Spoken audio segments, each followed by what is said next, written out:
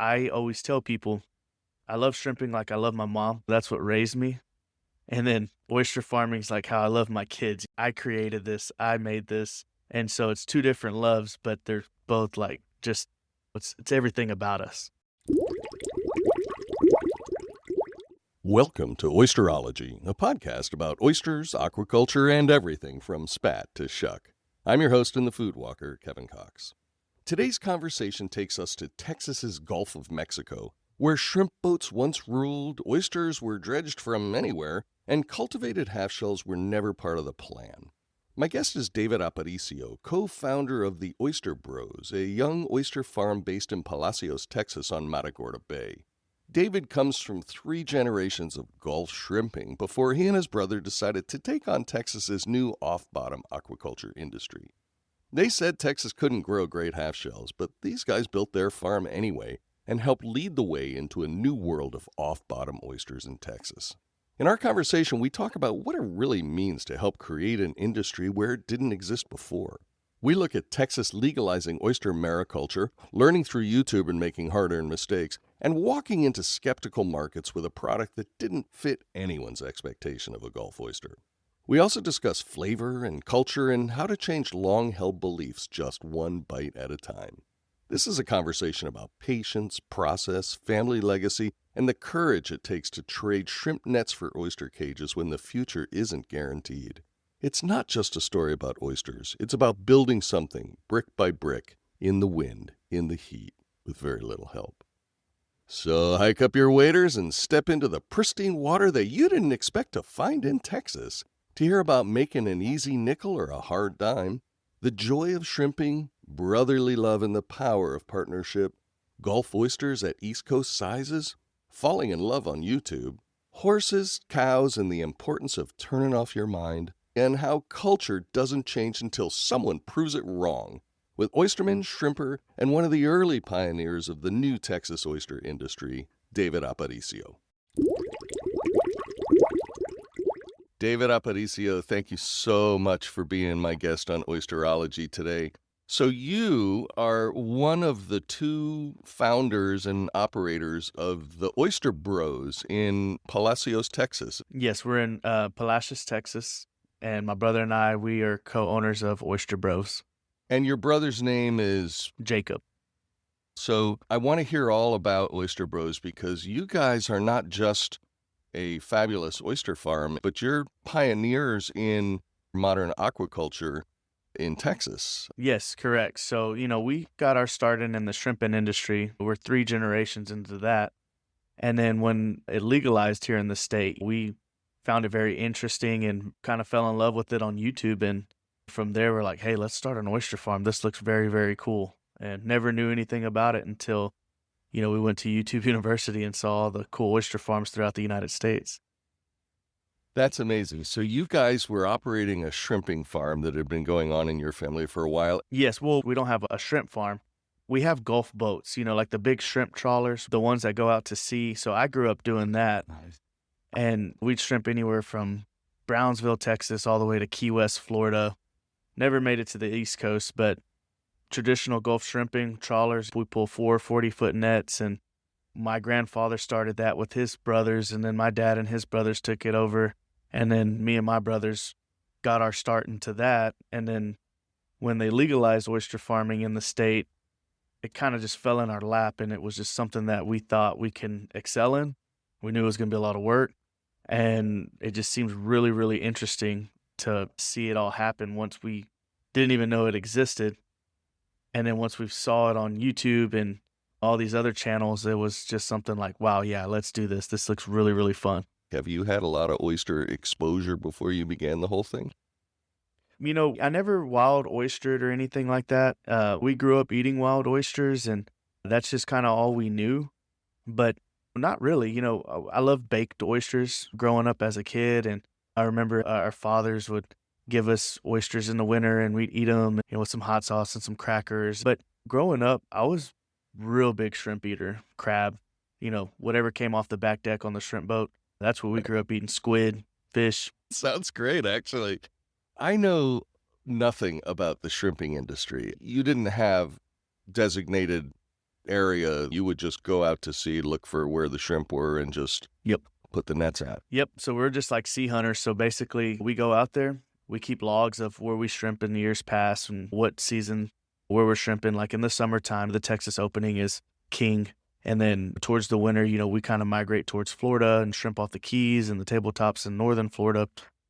And this day and age, a lot of shrimping is by migration. Way back in the day, guys didn't really tend to travel too far. But with how we do things now, it's kind of the only way to kind of stay afloat and keep things going for the shrimping industry. There for a little bit, it got pretty bad. And that's kind of how oyster farming fell into our lap. I always thought I was going to be a shrimper my whole life. Never thought about oyster farming, never thought about any of this stuff. And my dad really kind of pushed us to venture off and to do this. And he saw it very early on that he's like, hey, this is the future, guys. Like, y'all need to jump on this. So we made the jump, and we still juggle with both. And I love it. Like I always tell people, I love shrimping like I love my mom. That's what raised me. And then oyster farming is like how I love my kids. I created this, I made this. And so it's two different loves, but they're both like just, it's everything about us. In addition to like changing from shrimping over to oystering, you actually changed the whole way you deal with the sea. The shrimping is kind of hunting, gathering for the shrimp, whereas oysters are actually cultivating and growing. Did that seem like a difference when you guys made that switch?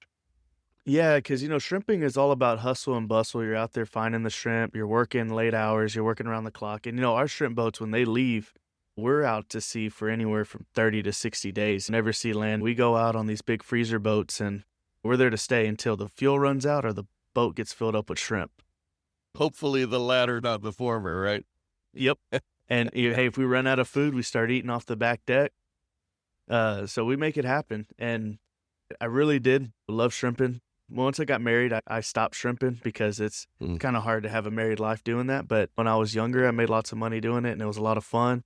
I still, from time to time, I would love to go out there and just do a couple days. When my kids get old enough, when we were kids, our dads would take us out there and we would play around on the back deck. And then once we got older, they made us take it more serious, where we were working on the boat and doing all these things. But it's a beautiful job. I mean, seeing the sky and the sea painted next to each other, you see the best sunrises and best sunsets out there. So I do truly miss that. However, oyster farming, you get to come home every day. You get to see your kids every day. It is a lot of hustle and bustle too, but most of it is on the farm. I find farming being therapeutical now. And then all the other stuff that comes with oyster farming is the stressful stuff. Is the shrimping operation completely done now, or is it still ongoing and you're just not running it? It's still ongoing. All these boats are migrating to Florida right now since we're into winter. So it's something that we're going to keep going for generations to come. Hopefully there's a change in the shrimping industry where it gets better. But yeah, most definitely we will continue doing both. So before 2019, when oyster mariculture became legal in Texas, there was an oyster industry in Texas, right? Yes. No, you had the public harvest, and then you also had like the private leases where the guys would manage the reefs, and they did that back in the day in public harvest. And then in 2019, they legalized oyster farming, and I was one of the first 3 to get started, and that was more around 2022 when by the time we all got the permits and everything to get oysters and gear in the water. Was it difficult to be a pioneer in a new industry when it comes to like permitting and regulatory stuff? I mean, did the state really even know what it was doing at that time? So it was a lot of kind of like what you said. It was new to the state. It was new to everybody. So it was kind of an easier process compared to what I hear most states have to go through, like on the East Coast and the West Coast. Right. It took me about 9 months to get my first permit, which isn't too bad compared to the stories I've heard. By the time we got the second permit, that one took about a year, but it was a much larger site, a lot more things that we had to do that we didn't have to do with the first site. But overall, it wasn't too bad. When you decided to start oyster farming, how did you find the leaseholds that you have or the area where you wanted to grow your oysters? So I grew up on the bay. When I was a kid, you always go out fishing and doing all these stuff, and we were always on the water as kids. And so I kind of had an idea that I wanted something close. That was my option for my first site.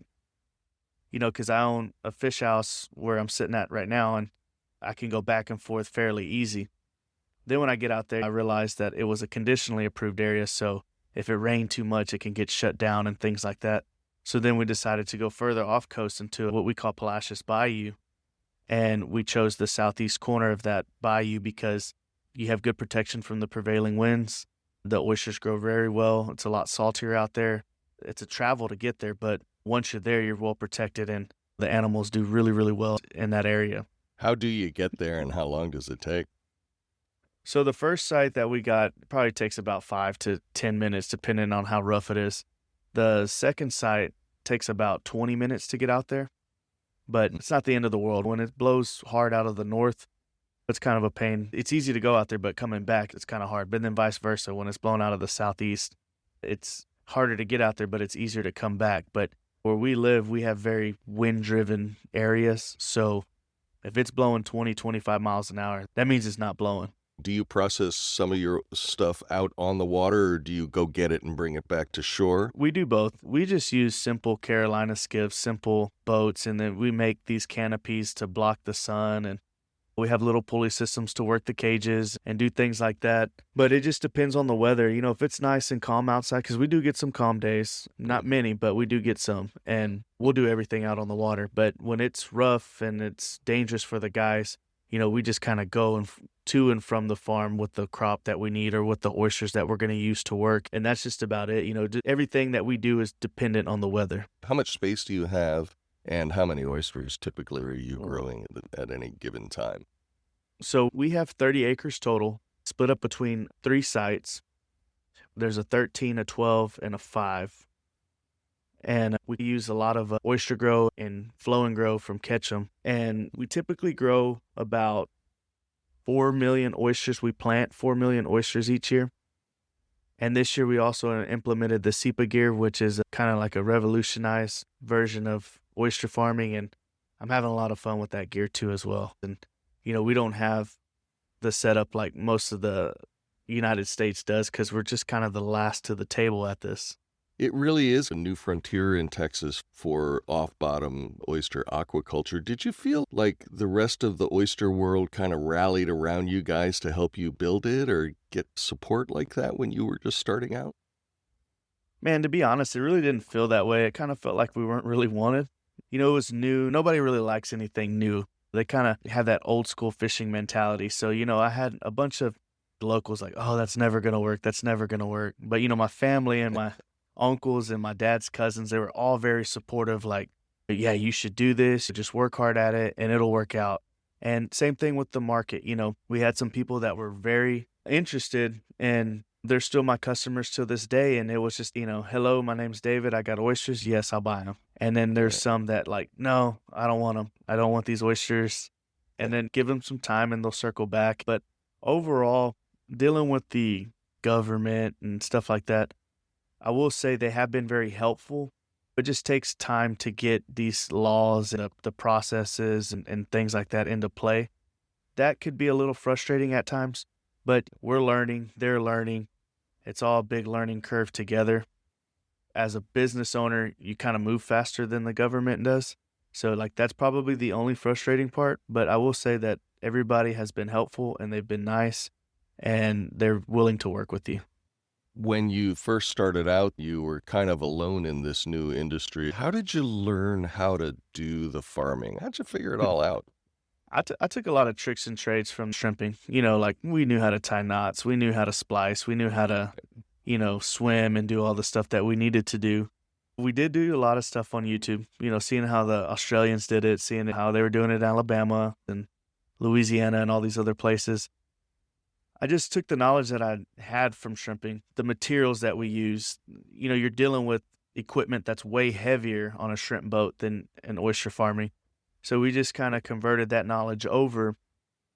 And I'd say the hardest part is figuring out how to set up a farm. Because, on my very first lease, when I started diving on my lions, you can see them, they're like a little bit crooked. And then as I went along, they started straightening it out and getting tighter and tighter. And then we just kind of had a feel for it. And then once we got a rhythm down, then we put the systems in place where we did everything one at a time. And we're able just to knock it out at a much faster rate.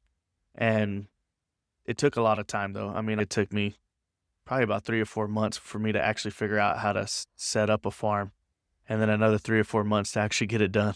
Did you have a lot of success or a lot of mortality? Looking back on it now, how would you rate that first year of doing this? I would say the first year was really good. We planted 500,000 oysters. We sold 80% of those. Wow. And then year 2 came like a hurricane hit us. So that year wasn't as good, but we had about 1.5 million oysters at that time. And that was kind of a blow because we were starting the new site, and we put about 100 cages out there. The site did not make it. It got completely ripped up.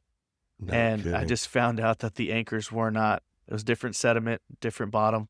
So the anchors just didn't work the same at my first site compared to my second site. So luckily we didn't have the cages that we have out there today, because that would have been just an absolute nightmare. Well, that's the whole trial and error thing. I mean, who would think that the sediment in the bottom would make such an important difference in your anchoring system? No, it does too. How do you anchor that whole system? We use screw-in auger anchors. You know, when I started off, I used it was like a 3/4 inch rod by like a 6-inch disc. And then we moved up to an inch rod with a 10-inch disc, and it takes way longer to put those in, but, I could sleep a little bit better at night knowing that those aren't going to get pulled up. And we sistered anchored on our first farm, and after Hurricane Beryl hit us, I quickly understood, okay, I'll never sister anchor anything again, because what a sister anchor is where 2 lines share an anchor, and when that storm rolled through, those anchors just pulled straight out, and some of them even look like you bend them over your knees and you just completely bend it in half. Kidding. Have you had just one hurricane so far, or have you had more? One hurricane so far, but the thing about hurricanes, it's not if, it's when, especially being down here in the Gulf.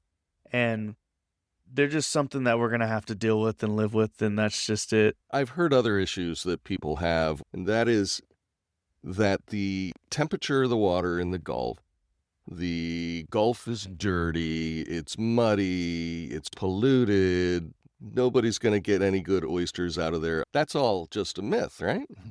I would say so. I mean, we're doing something that's never been done before, so therefore people's perspective of what a Texas oyster or a Gulf oyster isn't really true anymore, because the way that we're doing things is allowing us to grow oysters that are just as good as anywhere else. I think it's all preference. Let the customer decide. Let the person eating the oyster decide. And that's going to be your answer. And where we grow Matagorda pearls, it's no man's land. I mean, there's not even houses out there. It's just Spanish land grant land that has just been untouched for hundreds of years since the settlers settled here. So it's a very unique spot where we grow oysters specifically. It's amazing. I love all oysters, East Coast oysters, Gulf Coast oysters. I really can't speak too much about West Coast oysters. I've never really got to have those yet, but I can't really tell a difference now going and eat our oysters versus a East Coast oyster. They're all good to me, and everybody's going to have their own opinion. Is Matagorda the name of an area? So Matagorda is a county that we live in, but it's also the name of the bay where I grow my oysters. Palacios is actually the town on the north side of Matagorda Bay. And it's a very old place. The French discovered it probably like the 1600s. And, it's a very unique water. The oysters grow great here.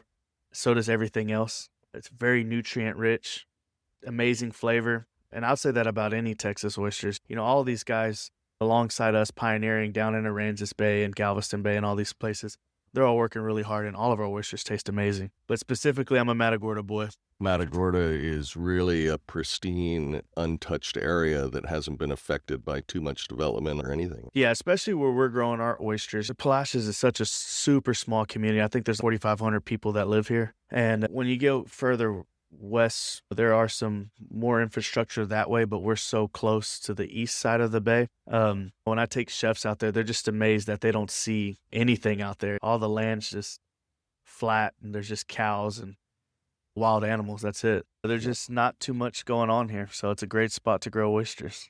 How deep is your water? Are you able to stand in the water, or is it all deeper than that? I'm not able to stand in the water. I'm only about 5'6", and our water's about 8 foot. So we have to swim everything or do everything by boat. Basically, what you do, you go along the lines with the boat and you pull them right up onto the gunnels and Yep. work from there. Pull them up on the gunnels, harvest, clean oysters, clean cages. And then if we're flipping, we'll have 2 crews on a boat, and then we'll have some swimmers in the water just to kind of speed up the process. And we try to dry everything once a week. It's a lot of work because we got about 3,500 cages on the water at the moment. And so we try to split everything up into multiple days. I think that's very important because here in the Gulf, we don't have the tidal swings like y'all guys. So drying is very important down here to simulate that tide and to keep your gear clean and keep your oysters clean and build that animal even stronger. So let's talk about your oysters a little bit. How many oysters are you growing right now? So we planted 4 million oysters this year. Wow, that's a lot of oysters. Yes, sir. What kind of oysters are you growing? We do triploids and diploids. Any advantage with one over the other so far in your experience? I would say the triploids grow a little faster. They're ready to get to market a little bit sooner. Diploids take a little bit longer, but at the right time of the year, they perform really, really well, which is this time, winter time. It's just whatever's available. Right now we're kind of in a situation where beggars can't be choosers, so you just get what you get, and you can't throw a fit. How long does it take your oysters to go ready for market? I'll tell you this. This year I bought some oysters late June, and month 4 I started pulling cocktails. But to get the yields higher, I would say it takes about 6 months, and then to get a good-sized oyster, 9 months to 10 months. Do you guys have a flupsy? Do you do anything with nurserying before you put them out in the water? So this year we're planning on building our own nursery. And I don't know if we can do the flupsy because just of where we're located. So we're thinking about doing more like bottlenecks and table nurseries. That's just the best option for us at the moment. So describe your oysters to me a little bit, the shape, the size, that sort of thing. So what I like to say is like a Matagorda Pearl is a very unique oyster. It's a very salty punch, and then it's followed by a sweet and buttery finish. And then I always get like a hint of olive. Like when you eat an olive, that just like saltiness that you get from an olive, and then that nuttiness. Like I taste that often in our oysters. I don't know what it comes from, but it's a very unique taste. And that's just my own opinion. You can ask somebody else and they might give you something completely different. I've not heard anybody in the past mention an olivey flavor, and I'm trying to picture tasting an oyster and getting, that briny, salty attack, and then getting a little bit of olivey, and it sounds incredible. Like, it really does. I want to taste these oysters. I'm going to have to send you some up there so that way you can try them yourself. Send them up and I'll record the tasting of it and give the description. I'd love to try them. Somebody once told me that the tradition was big oysters, that Texans like them big. They like a big, chewy oyster with a saltine cracker and some hot sauce. Is that what you guys are growing, or is it something different?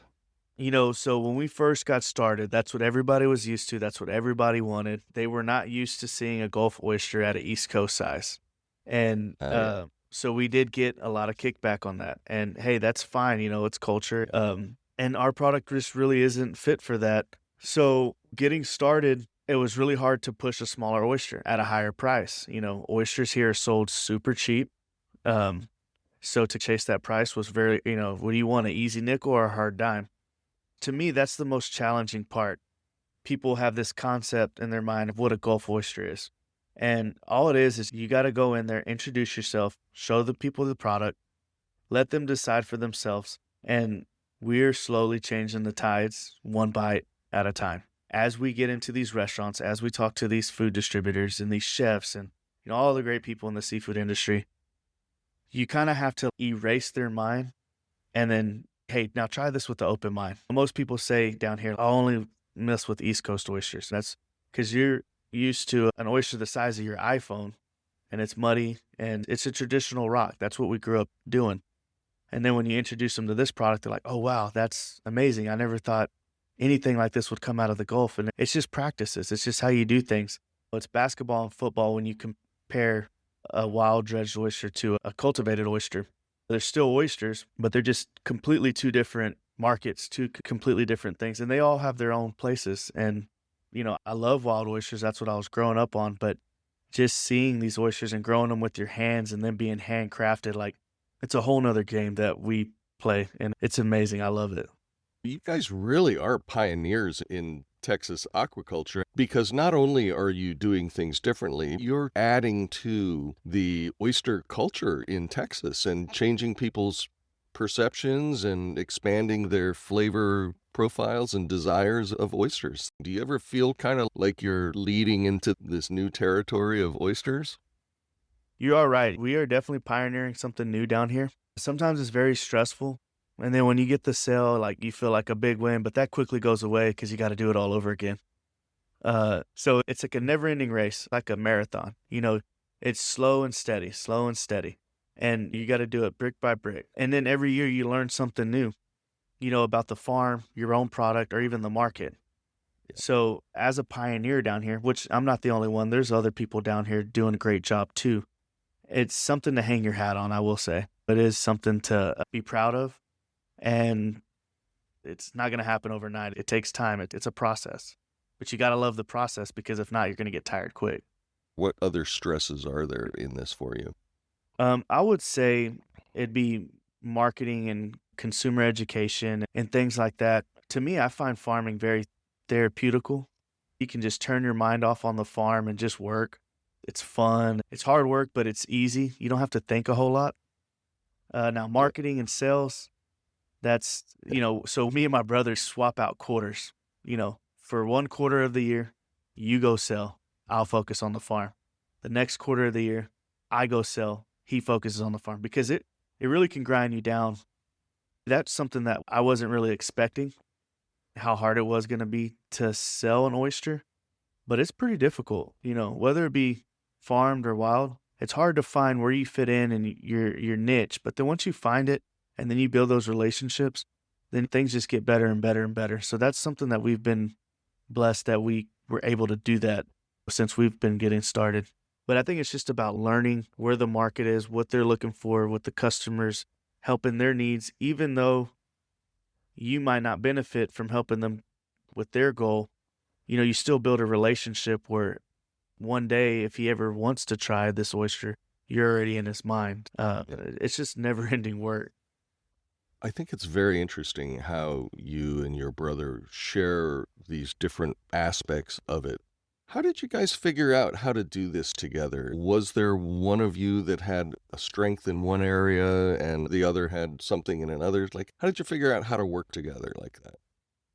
So my brother was still at the plant when we started this, and he kind of was like the financial bone in getting this thing going. Mm-hmm. And I started the farm. I built it. And then earlier this year is when he made the jump to go on full time because we finally built it up to a point where he was able to leave the plant. And he was making great money there, but he always had this vision with me to get Oyster Bros started and have the company where we can do everything together. And so there's some things where he's more like slow and steady and was very consistent, knows how to talk to people very well.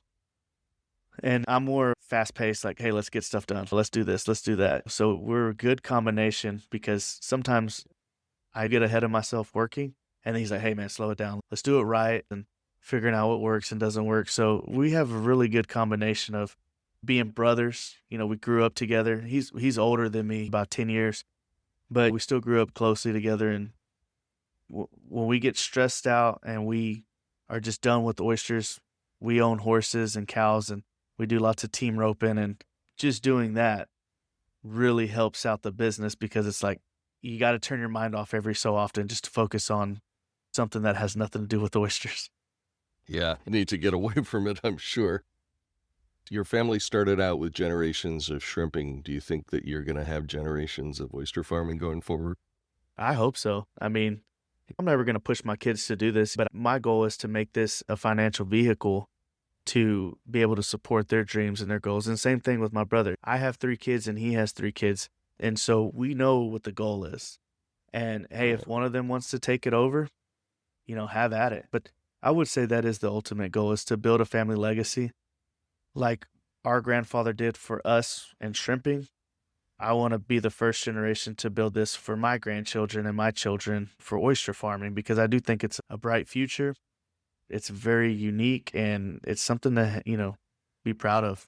You guys really are building something here. Do you find that there are a lot of other people getting into oyster mariculture in Texas now that, you guys sort of plowed the way a little bit?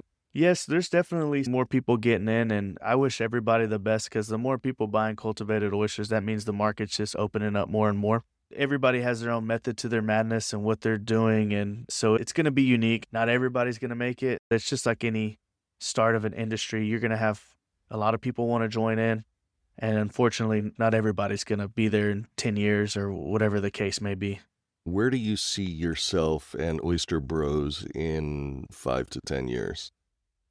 I would like to see us in more out-of-state markets, to be honest, and get that Gulf perspective off of people's minds, because even though it's there, it doesn't necessarily mean that it's true, because this has never been done before here, like we've talked about before.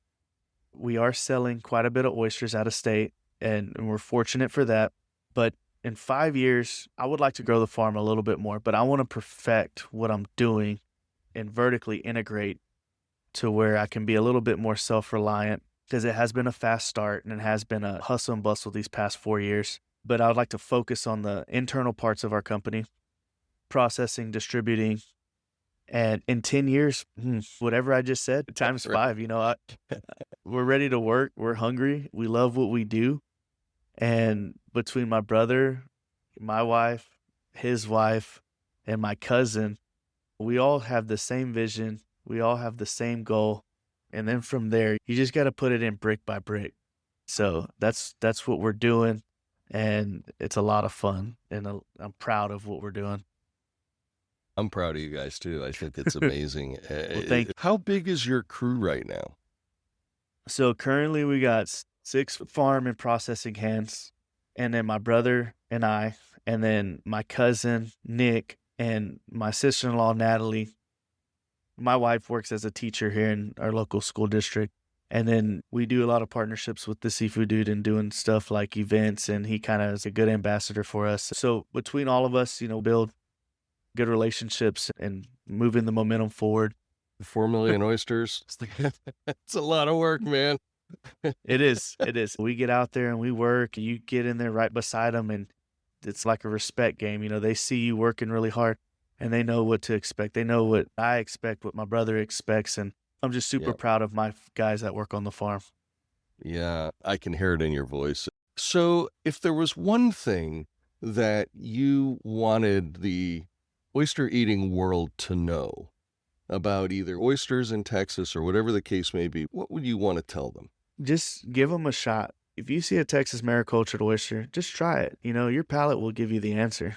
I know there's some positive things being said and there's some negative things being said, but that's all I would say is try them out, put them on your menu, taste them.